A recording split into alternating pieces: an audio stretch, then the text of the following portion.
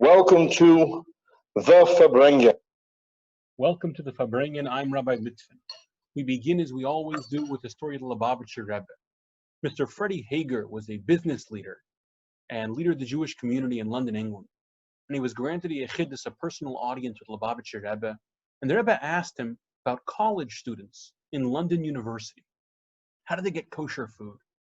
Mr. Hager explained to the Rebbe they were in the midst of building a brand new institution in which college students can come and get kosher food to be ready in October of that year. The Rebbe smiled and asked if the kosher laws had been suspended until that October. Mr. Hager acknowledged that the students needed kosher today, and the Rebbe suggested starting a meal plan. The Rebbe had vast knowledge, it appears, of the city of London, and he explained how London University is different than many other colleges in that the campus is not one united place, but it's all over the city. And that if the students wanted kosher, they'd have to come to one central place. So he suggested a meal plan for the students who would have kosher. Mr. Hager loved the idea, and he suggested they could have lecturers and educational opportunities. And the Rebbe said, that all sounds great, but the bread and butter should be bread and butter. The point is that Jewish boys and girls should sit next to other Jewish boys and girls and be able to have kosher food. See, while Judaism is, of course, a spiritual covenant, there's a lot that affects our daily lives in Judaism. How we sleep, how we do business, and even how we eat. Kosher is a prime part of Judaism. And it's not just how we eat, it's how we drink. So I'd like to welcome my guest today, the BourbonRabbi, Rabbi Chaim Litvin. Rabbi Chaim Litvin is the first rabbi to be born and raised in Kentucky and come back and serve in Kentucky. He received his rabbinical ordination in Australia, and after that helped lead communities in Montreal, Florida, and Virginia, and helped institute the Maccabees Hanukkah play, which has inspired and entertained tens of thousands of kids. Rabbi Chaim Litvin has been written about in various publications, including the Wall Street Journal, who dubbed him the BourbonRabbi, and travels besides providing rabbinical certification for many bourbon distilleries. He also travels the country teaching about bourbon and kosher and liquor. Rabbi, welcome to the program. Thank you. Happy to be here. So what got you involved with bourbon? Well, as you said, I grew up in Louisville, Kentucky, the bourbon capital of the world. 85% of the world's bourbon is actually made in Kentucky. Parker Beam once said that if you want to make bourbon, then it's got to be made in America. It's one of the rules of bourbon. There's 8 or 9 rules that govern what it is and isn't a bourbon. But he said that if you want to sell bourbon, then you got to make it in Kentucky. So yeah, most of the bourbon is made here. We're basically the heart and soul of the bourbon industry, and I enjoyed the history of it. There's a lot of Jewish history actually in the bourbon industry, and I got involved mostly actually on the kosher side when companies wanted to make sure that their consumers knew that the products were kosher and met the high standard that the consumers wanted. I got involved to help make sure they were able to do that. So bourbon is actually kind of Jewish. There are many, many Jews in bourbon's history, as far as I understand, and there's been a plethora of articles and research papers written in the last 5 to 10 years on that. There's an amazing paper called Jews and Booze, which details a lot of it. There were articles in many Jewish papers about this. And from the Shapira family of Heaven Hill to Mr. Rosenthal, who helped write the rules of bourbon, to the Brofmans, who are involved in every aspect of alcohol. There's lots of Jews, but I don't want to focus on the history of bourbon, but rather the kosher apparatus for today. Well, one interesting history thing I'd just like to throw in, as long as we're talking about Jews and the history of bourbon, the first DSPs, distiller's permit given by the federal government, was given to a Jew, to Mr. Bernheim.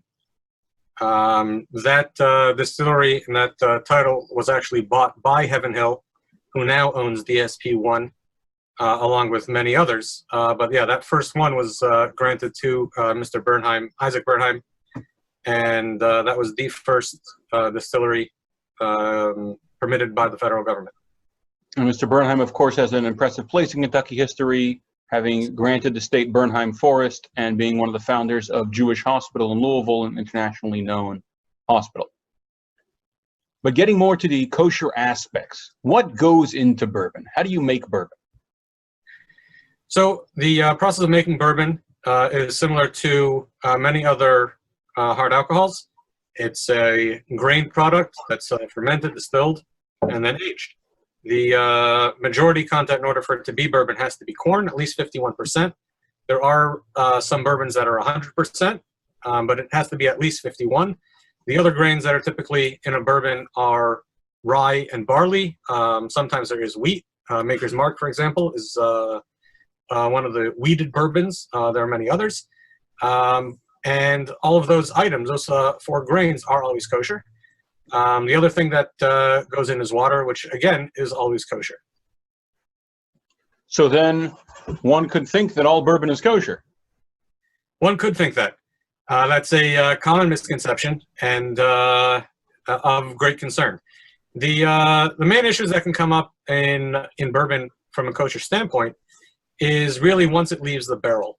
For the majority of the time, the bourbon that gets into a barrel is almost always going to be kosher. There are a few exceptions and a few ways that can be changed and be non-kosher, but for the most part, bourbon going into a barrel is kosher, which means the bourbon coming out of the barrel usually would still be kosher. The problems really occur after that, and that problem is becoming more and more prevalent as more and more craft distilleries open. A lot of these distilleries don't make their own product. A lot of them are starting to make their own product, but in order to make money while their product is aging, they need to sell someone else's product.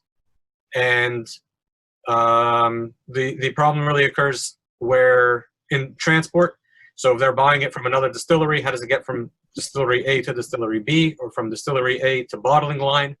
Who's bottling it? What else do they bottle? The truck that transports it, what was in that truck last? The tanks that it's sitting in the first distillery, in the second distillery, in the bottling facility. All those things need to be checked to make sure that they are in line with kosher rules. In addition, that issue is actually one of the reasons there are kosher symbols today. In the old world, in Russia and Europe, it was very common for a Jew to only eat food that came from his area. He knew where his meat came from, he knew where his milk came from, etc. It was only when Jews came to somewhere like America, which is so industrialized, that they needed a kosher symbol, which is certifying that a rabbi went and checked when my milk is coming from Iowa and my eggs are coming from Pennsylvania, I'm running out of places that I know, and all my food is coming from different places. I now need other people to check this for me. So you're saying that problem has now emerged very heavily in the whiskey world as well? Yes, absolutely. And it's becoming more and more of an issue as time goes on, and as more and more distilleries and products that distilleries are making grows. What other issues are there?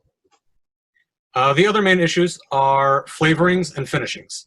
So you have a product like Angel's Envy, for example, is a very popular drink, and it's finished in port casks. Those port casks need to be kosher in order for the end product to be kosher. Angel's Envy, for example, did a run with kosher casks back in 2012, and those products actually had a kosher certification on them. There are sherry finishes, port finishes. All of those would indeed need a kosher symbol. And this is a massive problem in the Scotch world with kosher, correct? This is a huge problem in the Scotch world. In bourbon, it's a little less prevalent, actually, because in order for a bourbon to be a bourbon, it needs to be aged in American oak in a brand new barrel. So there are bourbons that are finished in other types of casks, but they all originate in a brand new cask, which wouldn't have that issue. Scotches, on the other hand, a lot of times will specifically purchase a sherry cask or a port cask to put their whiskey in from the beginning out of the still. It'll age its entire life in a wine cask, and that could be even more of an issue, and a more prevalent issue in that in those whiskeys. What were you saying about flavorings? Yes. So in regards to flavorings, there are more and more flavored whiskeys coming out.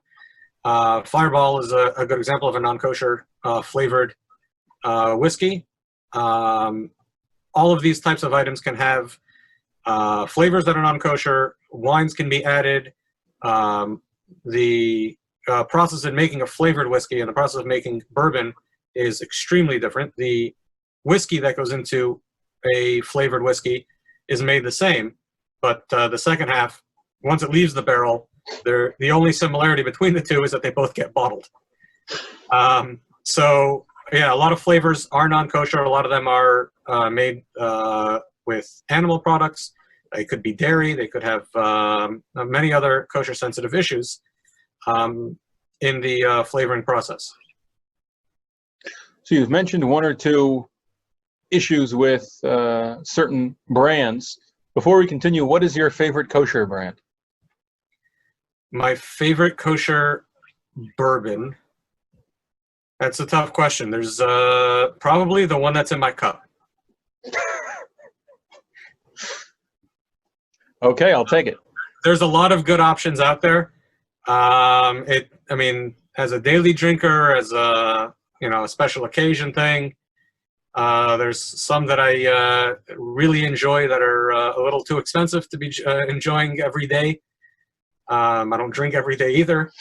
William Heaven Hill is a good example of a very good bourbon. Absolutely delicious. It's a little on the expensive side.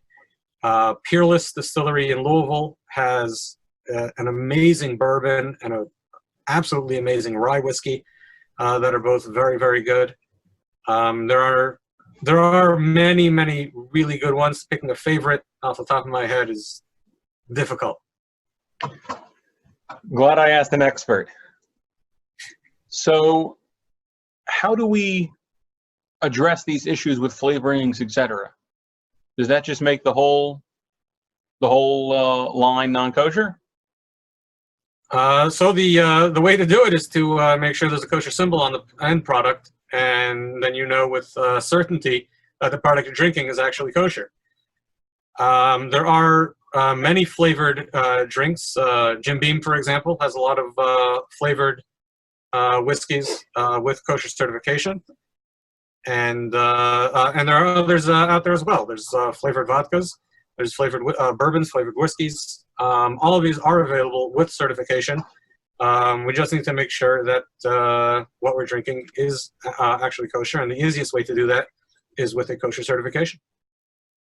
Are there any issues that are specific to bourbon? So in specific to bourbon, possibly.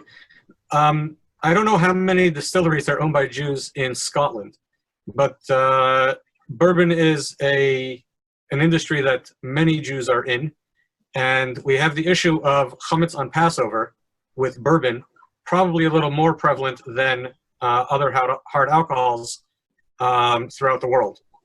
So I'm aware that Jews cannot own chametz on Passover, which is leaven on Passover, the 8-day holiday celebrating Exodus from Egypt, when we left with only matzah. All leaven is forbidden. Any leaven a Jew owns during that period cannot be used by other Jews. How do you get around that with Jewish-owned companies? So what is commonly done is there is a sale of chametz. This is done by personal people and done by companies and organizations as well. And the non-kosher for Passover product is sold to a third party for that week so that the Jew does not own it on Passover. And there are distilleries that do this? There are distilleries that do this, and there are distilleries that don't do this. And it's another reason why certification is something to make sure you see on a product to know that that product is indeed a product that you want to consume.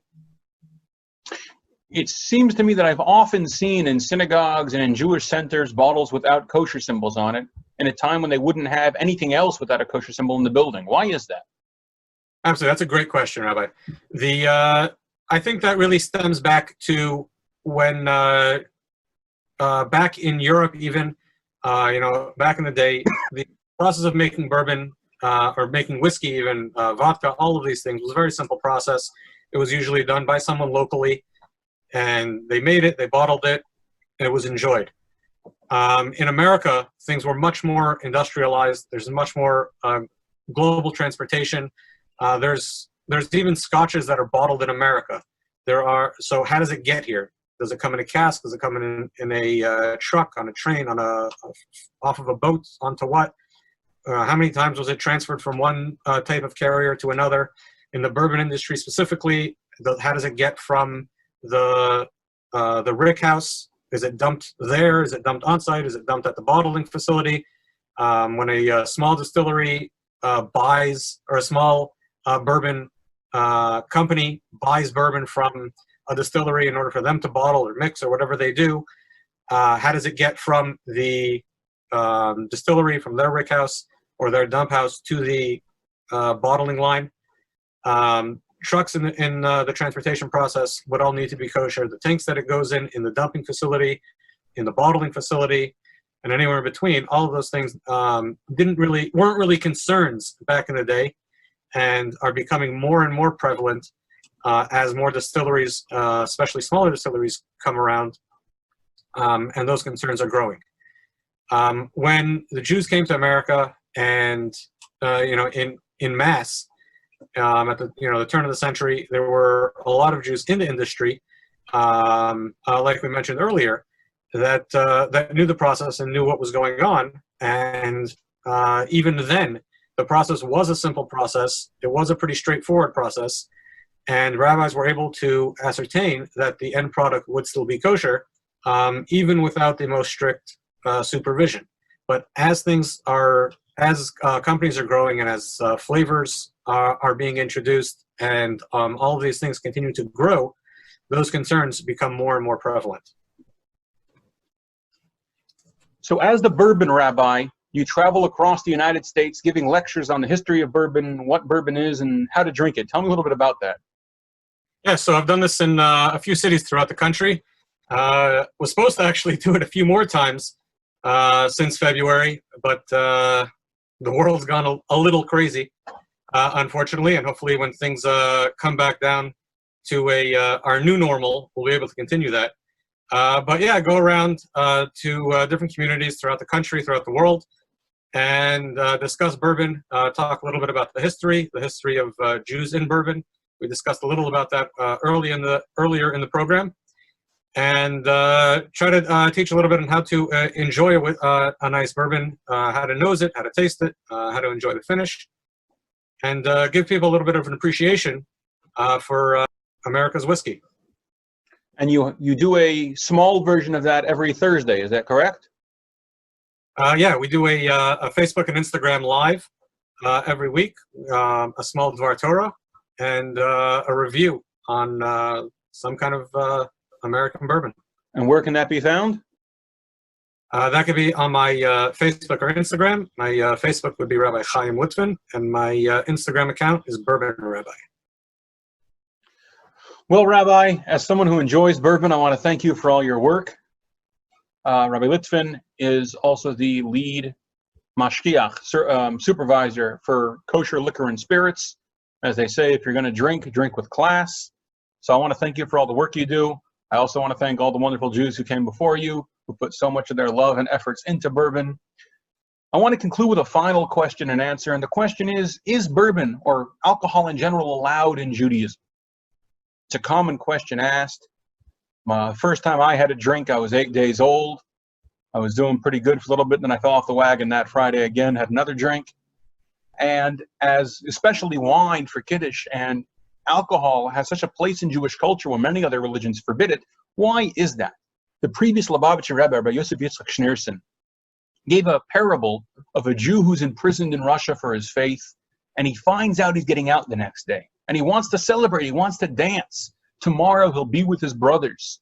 Tomorrow he'll again be able to study with his Rebbe, with his religious leader.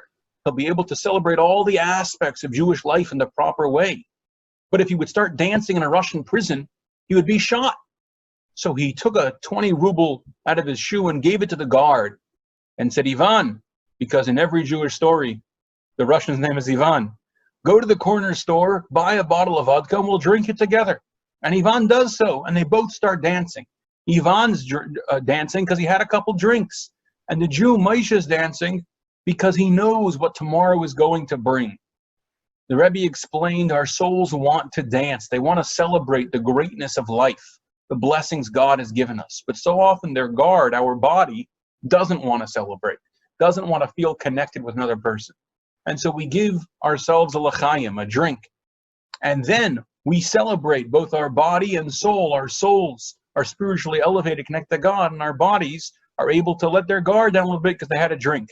So of course, everything needs to be used in proportion, but alcohol can have an extreme spiritual effect in Judaism. I want to conclude, as we always do, with a story. Shmuel Munkes was a student of the Baal Tanya, the Alter Rebbe, and he was approached by a particularly lifeless, teetotaling Misnagid who accused him of being a drunk. He said, I see you drinking at a funeral and drinking at a wedding. And if you drink when you're sad and drink when you're happy, then you're an alcoholic, you're drunk. So Reb Shmuel explained to him, I don't drink, I say l'chaim. I bless other people. And the point is not the alcohol, it's the blessing I make. I say, Baruch atah Hashem, Elokeinu melech haolam shehakol niyeh b'dvaro. Blessed are you, God, King of the universe, who created everything with his words. He says, by a funeral, a person is broken. How could this have happened? What's going to be? So we say, blessed are you, God, who did everything with his words. It's all good because it's all God. So the man asked, why not drink water, which is the same blessing? And Reb Shmuel explained that by a funeral, a little vodka gives you strength. It gives you a little power. And the man said, what about a wedding? He said, by a wedding, someone is so proud, so full of joy. Look at what I've accomplished. Look at my beautiful bride, my tall, handsome husband.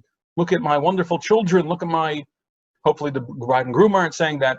Look at this beautiful wedding hall. Look at all my friends, all this wonderful stuff. And so we say, blessed are you, God, who did everything. It's all God. It's not you.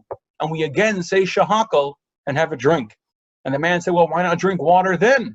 And Reb Shmuel smiled and said, in his typical teaching through joy, that if you want me to study Bible with you, I can study Torah. If you want me to explain esoteric texts, we can discuss those. But if you're looking for someone to explain to you why people don't drink water at weddings, I'm not the guy you're looking for. Judaism is a religion of joy. Ivdu es Hashem besimcha. Serve God with joy. And the Torah teaches us there is no joy without wine. Wine and spirits can be used to uplift if they're used properly, and they certainly have a place in Judaism. May we soon, Rabbi Litvin, thank you so much for coming on the program, and thank you for this beautiful shot glass with the BourbonRabbi emblem. May we soon be together saying l'chaim on bourbon in Jerusalem with Jews from all across the world in our indivisible capital with Mashiach. L'chaim, l'chaim.